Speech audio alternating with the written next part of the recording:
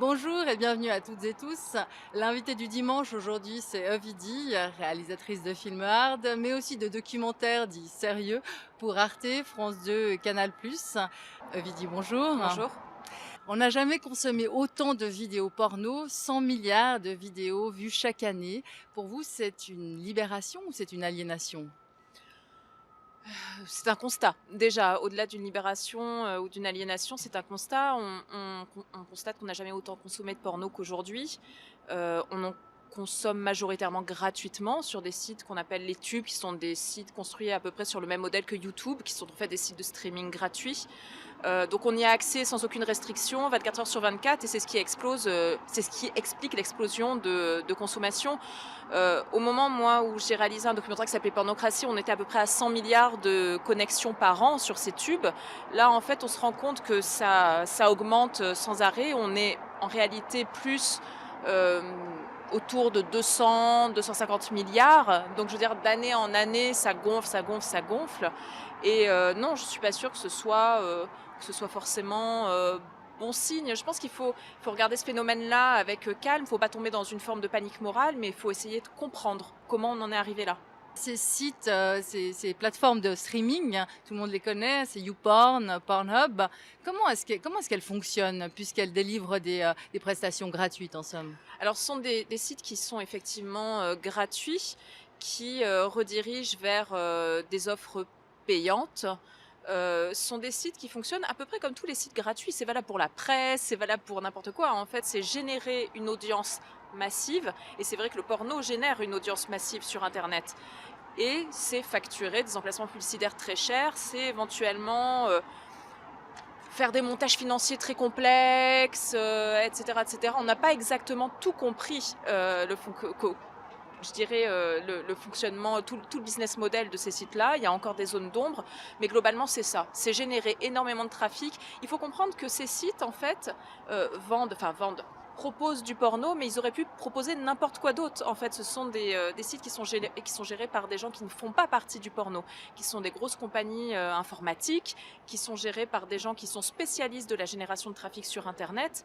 Et finalement, ils ont utilisé le porno, mais comme ils auraient utilisé, je sais pas, les horoscopes, la pâte à crêpes, les jeux en ligne, quoi, si c'était des secteurs qui n'étaient pas régulés et qui généraient beaucoup de trafic. Il faut comprendre qu'aujourd'hui, l'industrie du porno telle qu'on l'a connue n'existe plus, que tout ce qui correspondait à avoir une constellation de petits producteurs indépendants, tout ça, c'est quelque chose qui tend à disparaître, puisqu'il y a à peu près 70% de la production qui a disparu, et qu'aujourd'hui, mais comme dans n'importe quel autre domaine économique, comme tout le reste du marché, ce qui prédomine, ce sont des grosses plateformes informatiques, et qui laissent place, on le voit avec le développement des live cam, donc les filles qui font des shows devant leur live cam, etc., qui laissent place à une forme d'ubérisation du travail. En fait, il se passe dans le porno que ce qui se passe jamais que dans le reste de la société, finalement. Ces sociétés qui génèrent des milliards, qui sont parfois domiciliées dans des paradis fiscaux, à force de montage, cumulent les infractions et les gouvernements apparemment laissent faire. Pourquoi? Moi, c'est quelque chose qui m'étonne. Je veux dire, la pornographie, ça concerne tout le monde, hein. Tout à l'heure, je vous disais 250 milliards de connexions à peu près par an à l'heure actuelle. C'est quelque chose qui est universel. C'est pas genre juste le petit pervers dans son coin qui va au fin fond de son sex shop. C'est fini tout ça. Je veux dire, c'est tout le monde. C'est les hommes, les femmes, les gamins, les adultes, toutes les catégories sociales. Donc j'ai du mal à comprendre que ce soit un sujet dont personne ne veuille s'emparer, puisque c'est un sujet social. C'est un sujet qui a un impact sur nos propres pratiques, sur les représentations hommes-femmes. Ça a aussi un impact sur la question de la sexualité je dirais de l'approche de la sexualité par les mineurs, puisqu'aujourd'hui on constate qu'il y a quand même, je veux dire, il y a plein d'enquêtes qui sont sorties, on constate qu'il y a une explosion de la consommation de porno par les personnes qui ne sont pas en âge de regarder du Et porno, c'est très interdit, clairement. hein. Normalement, c'est interdit. En France, il y a quand même une loi, et dans la plupart des autres pays d'ailleurs, il y a quand même une loi qui interdit l'accès au porno par les mineurs. Je veux dire, c'est une loi que fait respecter, par exemple, les chaînes de télévision qui diffusent du porno, c'est une loi que respectent, je sais pas, ceux qui vendent des DVD ou que sais-je, même les sites de VOD, c'est une loi qui est respectée par ceux qui ont des plateformes de VOD. En revanche, là-dessus, il y a une espèce de grand Far West, de no man's land, c'est-à-dire on autorise des sites qui génèrent des centaines de milliards de connexions. On les autorise à ne pas respecter cette loi sur notre territoire, et malgré tout, on s'en fout. Et moi, c'est quelque chose qui m'interpelle. Alors, c'est vrai que la plupart des personnalités politiques n'ont pas envie de s'emparer de ça. Les seuls qui sont vaguement prêts à s'emparer de la question, ce sont des gens qui le font, à mon avis, pour de mauvaises raisons, qui sont des gens plutôt conservateurs et qui, de toute façon, voudraient, dans l'absolu, tout interdire, voudraient interdire sans aucun distinguo porno qui soit légal, pas légal, ils s'en foutent. En revanche, je pense que c'est un sujet, je veux dire, c'est un sujet économique, c'est un sujet de droit du travail aussi, sur la question de l'ubérisation. C'est un sujet c'est un sujet féministe aussi, puisque c'est une question de représentation de genre. Et malgré tout, il n'y a aucune personnalité politique qui a envie de mettre les mains dans le cambouis. Déjà parce que le porno, c'est un sujet qu'on ne prend pas au sérieux. C'est un sujet qui est trop honteux, qui est trop tabou pour qu'on ait vraiment envie de l'étudier, comme on étudierait n'importe quel autre secteur économique. C'est pas un sujet sérieux. Ensuite, l'autre problème, c'est qu'il y a plein de politiques, à mon avis, qui n'ont pas envie d'avoir leur nom associé au mot porno. Je pense que si je pense qu'il y a plein de gens qui ont dû se dire, attends, faudrait faire une loi quand même, faudrait essayer de faire respecter, mais ils se disent, attends, mais si on googleise mon nom et qu'il y a le mot porno qui vient tout de suite attaché à ce mot, qu'est-ce qui va se passer, etc. Puis je pense qu'ils ont peur de paraître liberticides aussi, je crois que c'est ça le fond du problème. Hein. Oui, mais le paradoxe, c'est qu'ils n'hésitent pas, les gouvernements n'hésitent pas, dans la plupart des pays européens, à être extrêmement prohibitifs vis-à-vis de la prostitution. Pourquoi est-ce qu'il y a une telle différence finalement entre la lutte contre la prostitution et la lutte contre le porno sous cette forme-là? En fait, il y a plusieurs raisons. La lutte contre la prostitution, les lois, par exemple, sur la criminalisation des clients qui sont inspirées du modèle suédois, par exemple, ces lois-là ont inspiré, enfin, la loi suédoise a inspiré d'autres pays comme, je sais pas, le Canada, l'Islande, la France, plus récemment. Mais cette lutte-là contre la prostitution, je dirais, est acceptée dans le champ politique parce qu'elle est soutenue par une idéologie que je dirais droit de l'homiste. C'est-à-dire derrière, on va dire oui, non, mais c'est pour le bien de l'humanité. Voilà, c'est pour le bien, c'est pour les femmes, c'est pour etc. Donc on arrive, les personnalités politiques arrivent à défendre cette lutte-là, mais en revanche sur la question de la pornographie, non, Mais protéger les actrices de cul, ça, c'est pas droit de l'homiste. Ça, certainement pas, mais ce que je veux dire de toute façon, c'est que les prostituées dans l'inconscient collectif sont des victimes. En revanche, les pornstar, enfin, je veux dire, elles ont un peu cherché, quoi.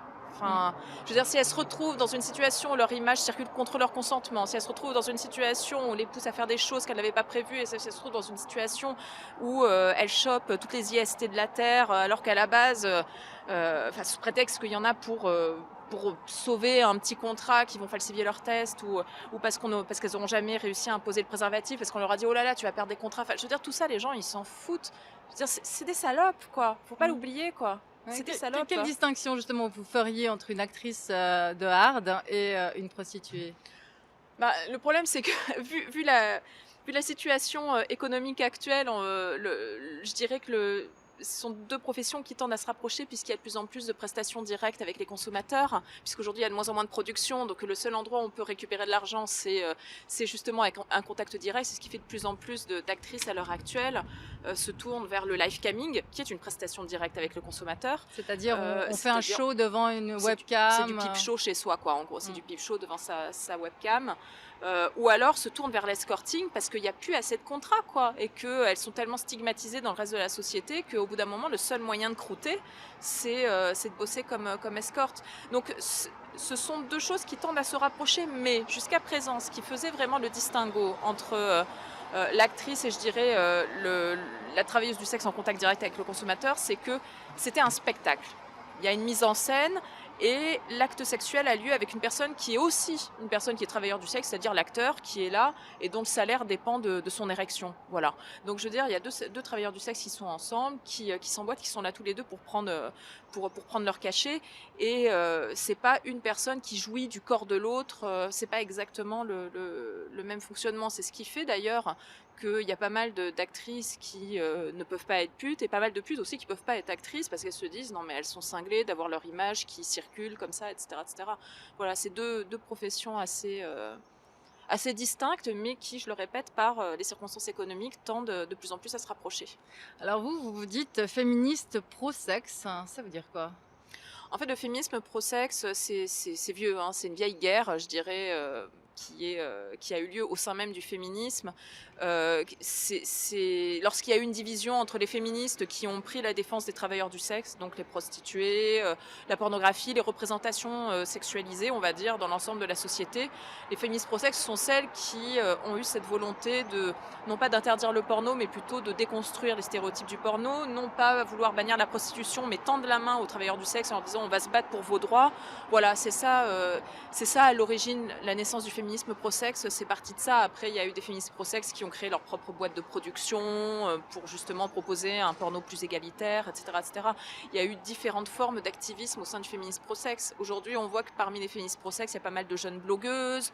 Ça va être, je sais pas, la nana qui, par exemple, va parler de questions taboues comme celle des règles, ou la nana, je dirais body positive, c'est un mot qui revient assez souvent.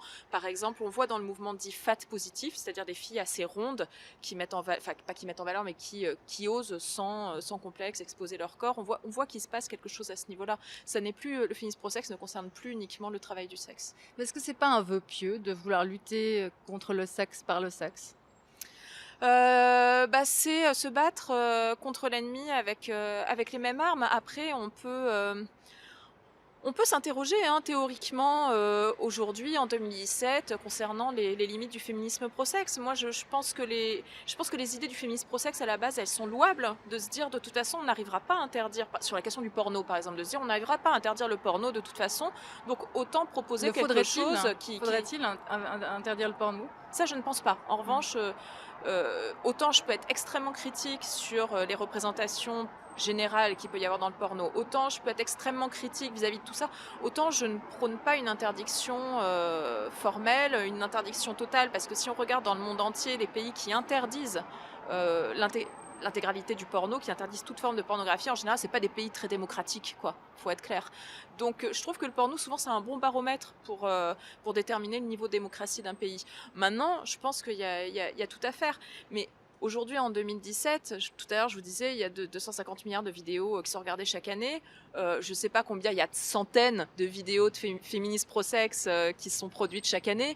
Mais il est évident que c'est une goutte d'eau dans un océan, quoi, et qu'on va pas déconstruire des siècles de stéréotypes avec 100 ou je sais pas ou 50 films par an, quoi. Enfin, évidemment qu'on peut pas lutter contre ça. Donc je pense pas qu'on a eu tort de le faire, mais je pense qu'aujourd'hui on peut commencer à en mesurer les limites. Qu'est-ce que vous pensez des Femen?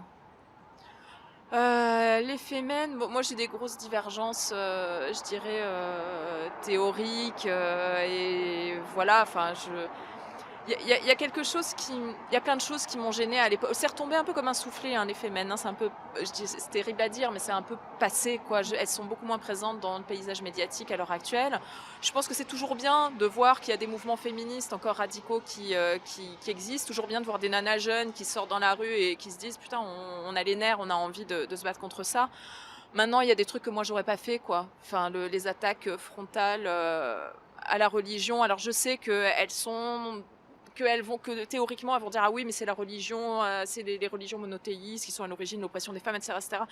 Je veux bien, mais moi j'aurais pas fait ça, j'aurais pas attaqué les gens dans leur foi, et j'aurais pas tenu des propos qui sont à la limite parfois de l'islamophobie, et ça fait partie des choses qui m'ont emmerdé avec les Femen. Il y avait par exemple un truc qui m'avait vachement choqué avec les Femen, c'est je me souviens un jour il y avait eu un salon de l'érotisme à Paris, enfin au Bourget à côté de Paris, et il y avait un jour elles avaient débarqué pendant un salon de l'érotisme, et il y avait une stripteaseuse qui était en train de faire son show, une petite stripteaseuse je sais pas, d'1m50, 1m60, toute petite, toute menue, qui était nue en plus, donc situation de vulnérabilité. Elles arrivent sur la scène en gueulant et elles la poussent. Et je me dis, c'est pas notre rôle en tant que féministe d'arriver de prendre une stripteaseuse, même si on ne cautionne pas son activité. Enfin, c'est elle, moi je m'en fous, mais je veux dire, même si elles, ces féministes-là, ne cautionnent pas son activité, elles n'ont pas à pousser une autre femme, quoi. Enfin, c'est pas possible, on n'a pas à s'attaquer entre nous. Enfin, vraiment, on n'a pas à s'attaquer entre femmes, c'est vraiment de la connerie, quoi. Voilà. Est-ce que c'est une liberté pour vous que de pouvoir choisir d'avoir un voile? Je pense que c'est une liberté de pouvoir s'habiller comme on veut, c'est une liberté de pouvoir avoir la religion qu'on veut, c'est une liberté de pouvoir... Même si c'est un symbole de domination, même si... Personnellement, moi j'irai jamais emmerder une nana parce qu'elle porte un voile. Je veux dire, éventuellement, je peux aller emmerder son mec qui essaie de lui imposer, si on lui impose, parce qu'il y a des nanas qui le portent librement. Mais si, par exemple, elle a dit, on me l'impose, parce que là, je pense qu'il faut combattre l'idéologie qui impose le voile. En revanche, moi, j'irai jamais, en tant qu'individu, aller emmerder une femme qui porte le voile. J'irai jamais dire à une maman qui porte le voile qu'elle n'est pas digne de faire des accompagnements scolaires. J'irai pas faire ça. Voilà. Parce qu'il y a quelque chose qui m'a vachement choquée dans toute espèce de pseudo-débat autour du burkini qui a eu lieu l'été dernier. Ça, c'est quelque chose qui m'a beaucoup choquée, qu'il y ait des brigades qui aillent dire à quelques femmes sur la plage de retirer Enfin, on en est arrivé à ce stade, c'était complètement con, quoi. Enfin, je veux dire qu'on puisse débattre d'un point de vue théorique la question du voile. Moi, je dis pourquoi pas, on discute, il n'y a pas de problème.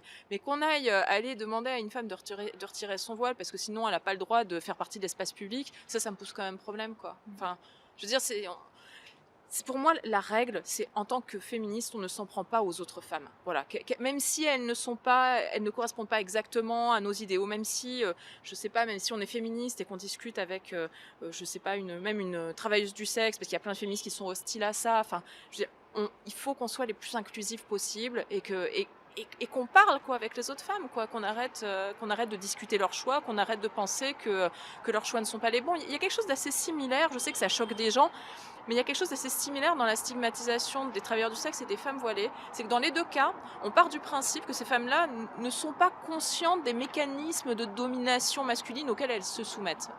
On part du principe qu'en gros, elles sont trop bêtes pour se rendre compte de cette réalité. Et moi, je pars du principe que non, quoi. Enfin, je veux dire, c'est pas des enfants, c'est pas des personnes...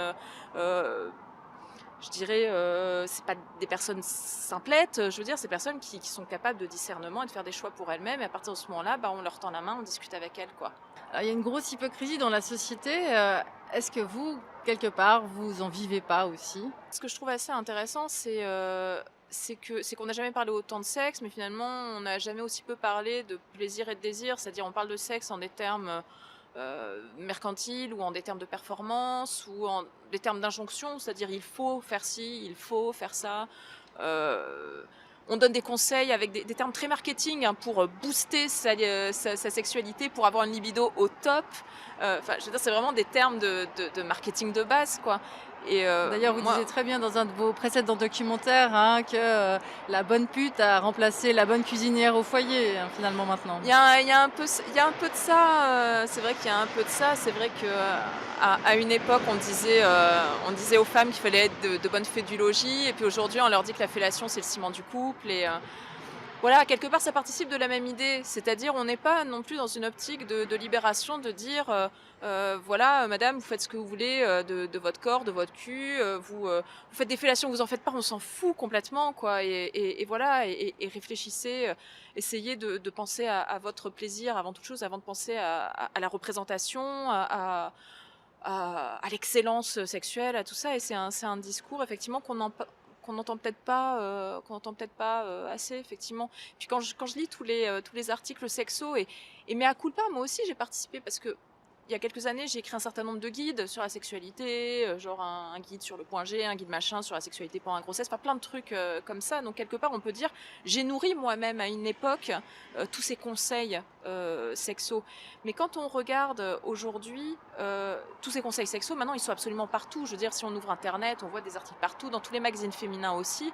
Et quand on regarde justement tous ces conseils sexo, on se rend compte qu'il y a très peu de ces articles qui vont dans le sens d'une libération, et c'est toujours les mêmes articles.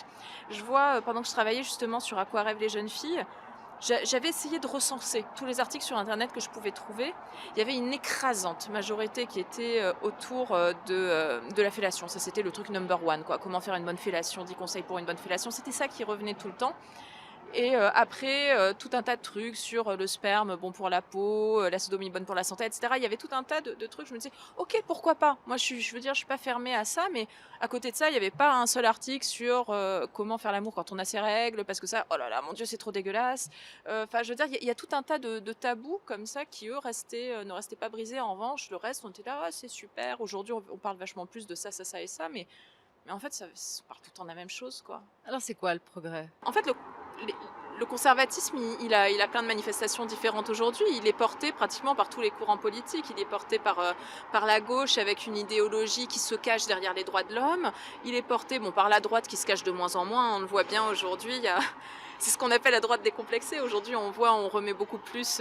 on ose remettre en question, par exemple, l'avortement, quoi. Enfin, je veux dire, il y a 10 ans, c'était même pas imaginable. Enfin, c'est la première... Je vois en France, là, c'est la première campagne présidentielle où j'entends des partis qui sont pas des partis d'extrême, où j'entends, par exemple, Fillon qui Fillon. parle... François Fillon qui a dit ouvertement. Qui parle qui remet en question l'avortement. Enfin, je veux dire, c'est quelque chose de tout à fait nouveau et on voit que c'est comme ça dans l'ensemble de l'Europe.